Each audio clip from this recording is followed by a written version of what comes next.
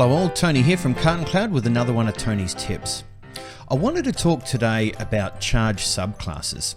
Now, a charge subclass is when we go in and we create an ad hoc charge, it will also create a charge subclass.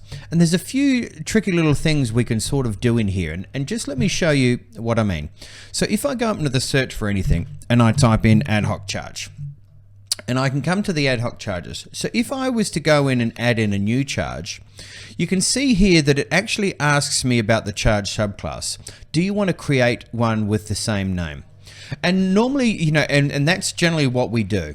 So of course we'd come on down and we'd hit save.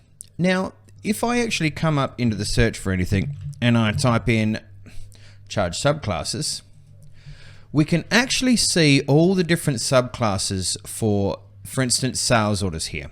So we've got things like, sales order labeling fee, the miscellaneous SKU charge, which is actually already in the system when you get it. But then there's, other ones which we can come in and we can add in ourselves. So what I'm going to do is we're going to have a look at, say, for instance, a blanket applied wrapping. So if I was to come in here, and this might be for, a sales order going out, and it might be for furniture wrappers or things like that. And of course, so they actually have to wrap it. So if I was to come in here, you can actually see that underneath there's a tick box here which says count towards minimum charge. Now what I'm going to do is I'm going to right click and duplicate my page here, and I'm just going to come over to my customer charges. So the more button, into customer charges, and I'm going to go to Bob's Groceries. And what we can actually see here, so this is the bones of the customer charge. And what you can see is under the sales order charges, I've actually got a sales order minimum charge of $15. Now, what this might mean is we might have a minimum which is just for our handling charge.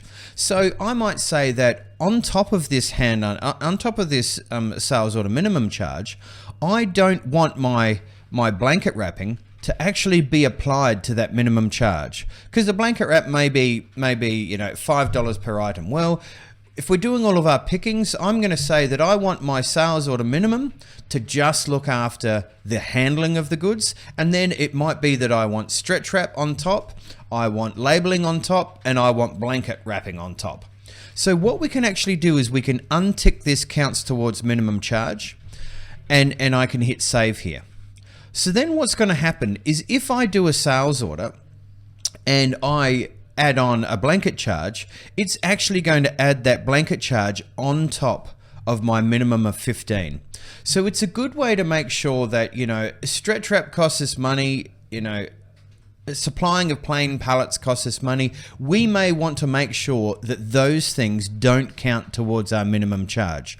Now when you're looking after your customer and you're saying, okay, I'm gonna move, this carton out for a very cheap rate, because normally they do 100 cartons at a time, or they do pallets at a time, and then you get caught with a sales order where they're moving one carton and you're gonna get 60 cents for it. So of course you turn around and you say, right, okay, I want my sales order minimum, and then you can make sure that you get all of your other bits and pieces on top. So that's quite a handy little tip there. So charge subclass, and so the charge subclass is linked to the ad hoc charge. And if you just want to go in and have a look, you can go into the search for anything, type in charge subclass, come along here, and you can just go into any of these ones, and have a look and see exactly what it is. And see if it actually does count towards your minimum. And if you don't have a minimum, maybe it's something you need to think about, Anyway, just another one of Tony's tips. Cheers.